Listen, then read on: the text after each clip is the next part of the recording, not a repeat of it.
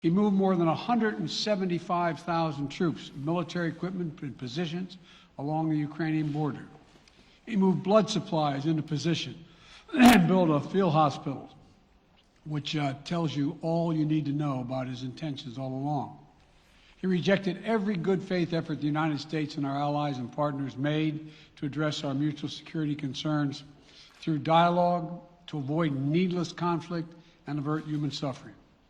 For weeks, we have been warning that this would happen. And now it's unfolding largely as we predicted. In the past week, we've seen shelling increase in the Donbass, a region in eastern Ukraine controlled by Russian-backed separatists. The Russian government has perpetrated cyber attacks against Ukraine. We saw a staged political theater in Moscow, outlandish and baseless claims that Ukraine was about to invade and launch a war against Russia, that Ukraine was prepared to use chemical weapons, that Ukraine committed a genocide without any evidence. We saw a flagrant violation of international law in attempting to unilaterally create two new so-called republics on sovereign Ukrainian territory.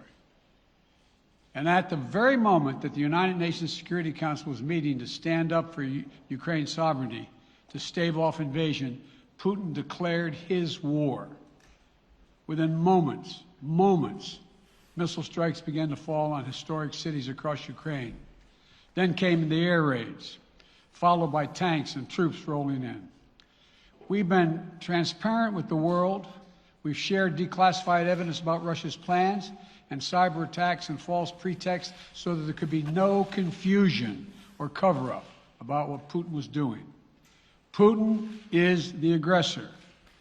Putin chose this war, and now he and his country will bear the consequences. Today, I'm authorizing additional strong sanctions and new limitations on what can be exported to Russia. This is going to impose severe cost on the Russian economy, both immediately and over time. We have purposely designed these sanctions to maximize the long-term impact on Russia and to minimize the impact on the United States and our allies.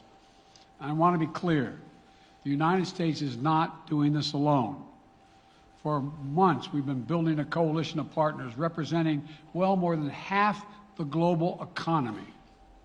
27 members of the European Union, including France, Germany, Italy, as well as the United Kingdom, Canada, Japan, Australia, New Zealand, and many others, to amplify the joint impact of our response. I just spoke with the G7 leaders this morning, and we're in full and total agreement. We will limit Russia's ability to do business in dollars, euros, pounds, and yen to be part of the global economy. We'll limit their ability to do that. We're going to stunt the ability to finance and grow the Russian military. We're going to impose and we're going to impair their ability to compete in high-tech 21st century economy. We've already seen the impact of our actions on Russia's currency and the ruble, which early today hit its weakest level ever in history. The Russian stock market plunged today. The Russian government borrowing rate spiked by over 15%. In today's actions, we've now sanctioned Russian banks that together hold around $1 trillion in assets. We've cut off Russia's largest bank, a bank that holds more than 1/3 of Russia's banking assets by itself, cut it off from the U.S. financial system. And today, we're also blocking 4 more major banks. That means every asset they have in America will be frozen. This includes VTB, the second largest bank in Russia, which has $250 billion in assets. As promised, we're also adding the names to the list of Russian elites and their family members that we're sanctioning as well. As I said on Tuesday, these are people who personally gain from the Kremlin's policies, and they should share in the pain. We will keep up this drumbeat of those designations against corrupt billionaires in the days ahead. On Tuesday, we stopped the Russian government from raising money from U.S. or European investors. Now we're going to apply the same restrictions to Russia's largest state-owned enterprises, companies with assets that exceed $1.4 trillion. Some of the most powerful impacts of our actions will come over time as we squeeze Russia's access to finances and technology for strategic sectors of its economy and degrade its industrial capacity for years to come. Between our actions and those of our allies and partners, we estimate that we'll cut off more than half of Russia's high-tech imports. It will strike a blow to their ability to continue to modernize their military. It will degrade their aerospace industry, including their space program. It will hurt their ability to build ships, reducing their ability to compete economically. And it will be a major hit to Putin's long-term strategic ambitions. And we're preparing to do more. In addition to the economic penalties we're imposing, we're also taking steps to defend our NATO allies, particularly in the East. Tomorrow, NATO will convene a summit. We'll be there to bring together the leaders of 30 allied nations and close partners to affirm our solidarity and to map out the next steps we will take to further strengthen all aspects of our NATO alliance. Although we provided over $650 million in defensive assistance to Ukraine just this last year, let me say it again. Our forces are not and will not be engaged in the conflict with Russia in Ukraine. Our forces are not going to Europe to fight in Ukraine, but to defend our NATO allies and reassure those allies in the East. As I made crystal clear, the United States will defend every inch of NATO territory with the full force of American power.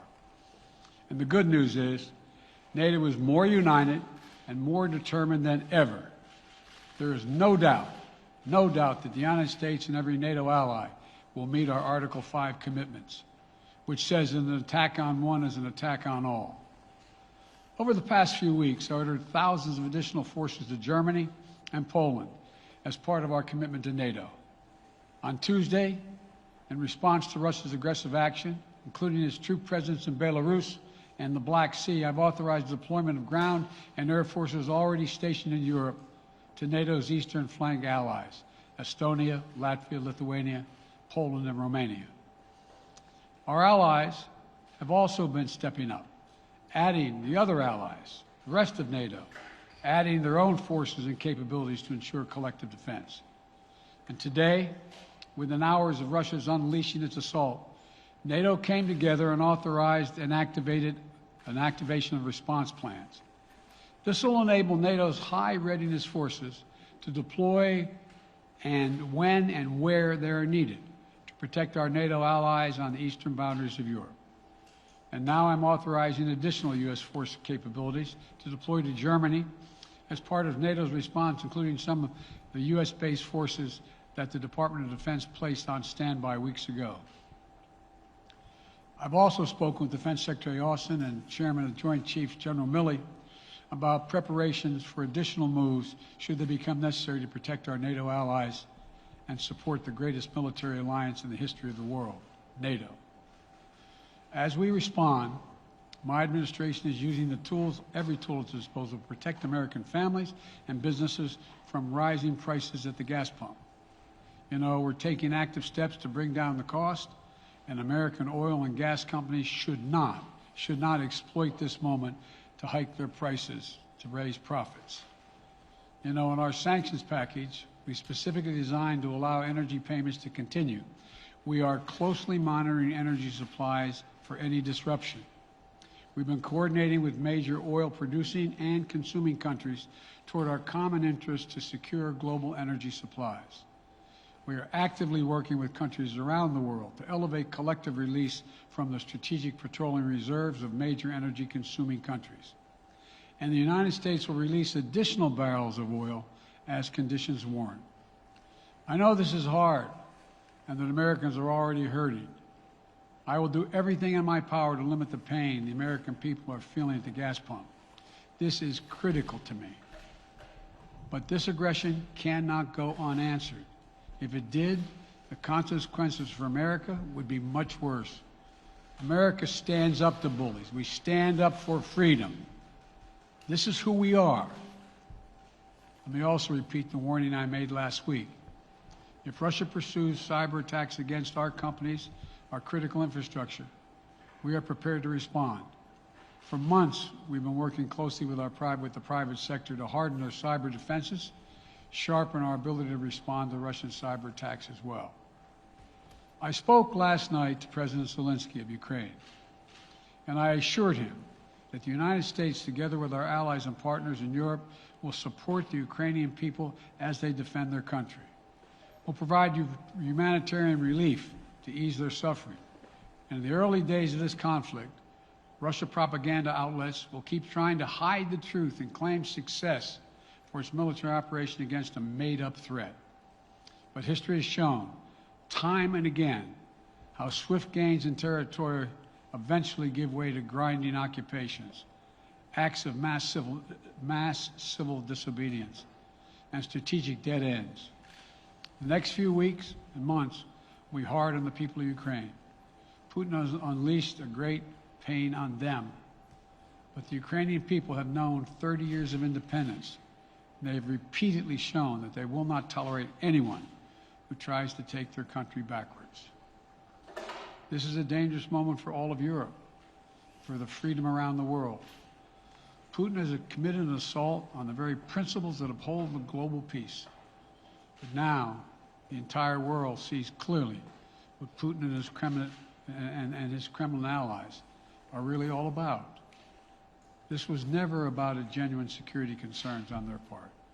It was always about naked aggression, about Putin's desire for empire by any means necessary, by bullying Russia's neighbors through coercion and corruption, by changing borders by force, and ultimately by choosing a war without a cause. Putin's actions betray his sinister vision for the future of our world, one where nations take what they want by force. But it is a vision that the United States and freedom-loving nations everywhere will oppose with every tool of our considerable power. The United States and our allies and partners will emerge from this stronger, more united, more determined, and more purposeful. And Putin's aggression against Ukraine will end up costing Russia dearly, economically and strategically. We will make sure of that. Putin will be a pariah on the international stage. Any nation that countenances Russia's naked aggression against Ukraine will be stained by association. When the history of this era is written, Putin's choice to make a totally unjustifiable war on Ukraine will have left Russia weaker and the rest of the world stronger. Liberty, democracy, human dignity, these are the forces far more powerful than fear and oppression. They cannot be extinguished by tyrants like Putin and his armies. They cannot be erased by from people's hearts and hopes by any amount of violence and intimidation. They endure. In the contest between democracy and autocracy, between sovereignty and subjugation, make no mistake, freedom will prevail. God bless the people of a free and democratic Ukraine, and may God protect our troops. Mr. President. Associated Press, Zeke. So do you have any plans to speak with President Putin at this point? And what interactions have you had with the Russian government?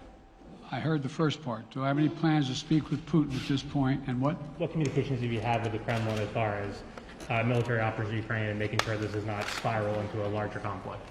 Well, it's a large conflict already. The way we're going to ensure it's not going to aspire to a larger conflict is by providing all the forces needed in the Eastern European nations that are members of Nato. NATO is more united than it's ever been, and I have no plans to talk with Putin. Mr. President. Wall Street Journal, Tarina. Mr. President, you didn't mention SWIFT in your sanctions that you announced. Is there a reason why the U.S.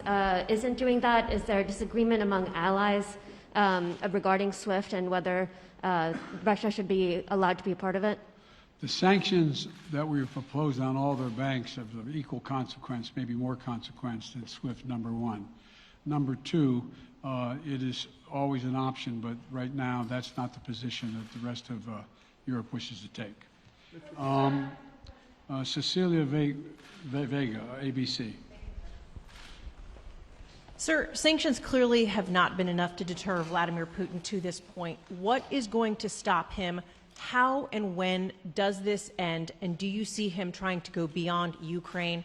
And a second question I'll just give to you now. This statement that he gave last night, the threat that he gave, the West will face consequences greater than any you have faced in history. Is he threatening a nuclear strike? I have no idea what he's threatening. I know what he has done, number one. And number two, no one expected the sanctions to prevent anything from happening. It has to show, this is going to take time, and we have to show resolve so he knows what's coming. And so the people of Russia know what he's brought on them. That's what this is all about. This is going to take time. It's not going to occur, he's going to say, oh my God, these sanctions are coming, I'm going to stand down. He's going to test the resolve of the West to see if we stay together, and we will. We will, and it will impose significant costs on him. Will he go beyond Ukraine, sir? Do you see him going? Yes. Thank you. Two topics, just really quick. First, markets are down and gas prices are up. I know you always stress the difference between Wall Street and Main Street, but everybody seems to be in for some economic pain. How economically painful is it going to get for people in this country? And I do have one more question. First of all, there's no doubt that when a major nuclear power attacks and invades another country, that the world is going to respond, and markets can respond all over the world.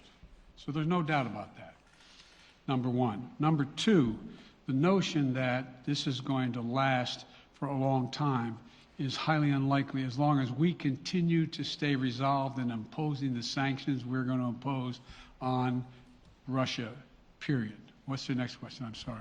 The next question is, did you underestimate Putin, and would you still describe him the way that you did in the summer as a worthy adversary?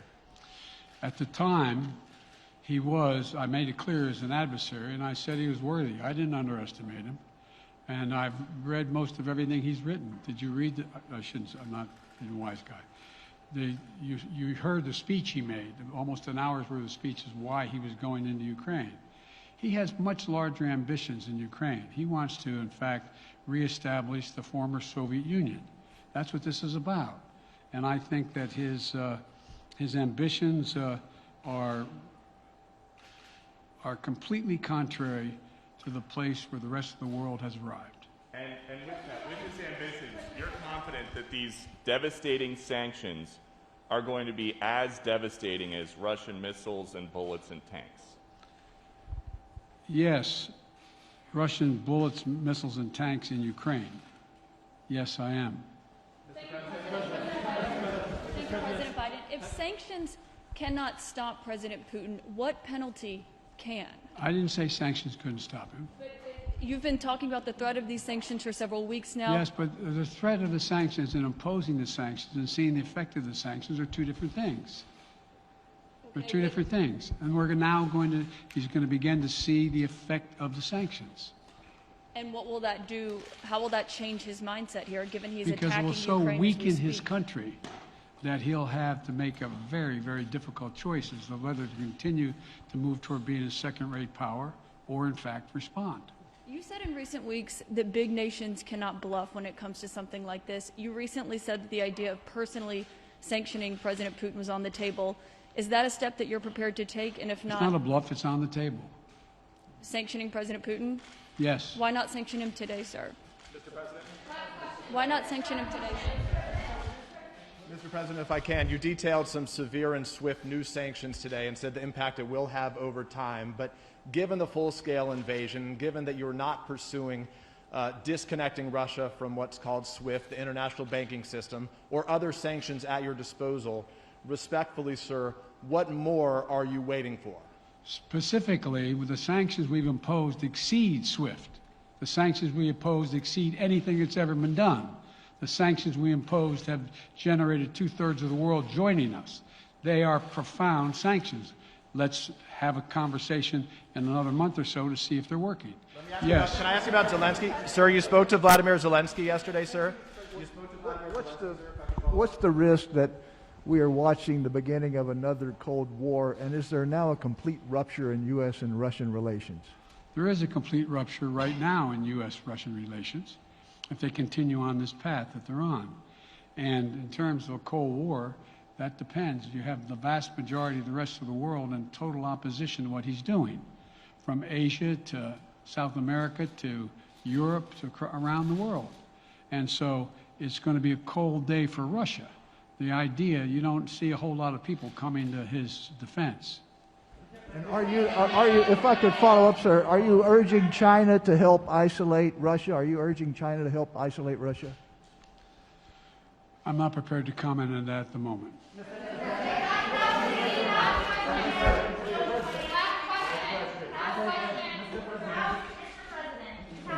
No. Yeah. No. He's had his hand up a long time. Thank you, Mr. President. How concerned are you that Putin wants to go beyond Ukraine into other countries, and the U.S. will have to get involved if he moves into NATO countries? Well, if he did move into NATO countries, he will be involved. We will be involved. The only thing that I'm convinced of is if we don't stop now, he'll be emboldened. If we don't move against him now with these significant sanctions, he will be emboldened. And look, well, anyway. Can you talk anything more about your conversation? Mr. President.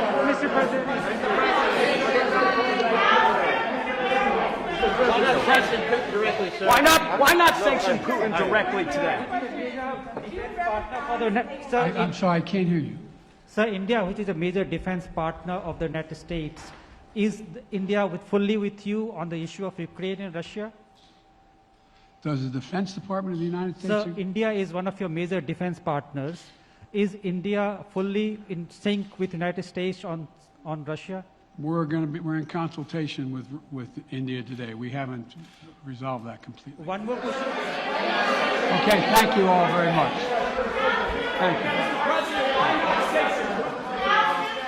May I yield the financial impact, sir? Are you sanctioning President Putin?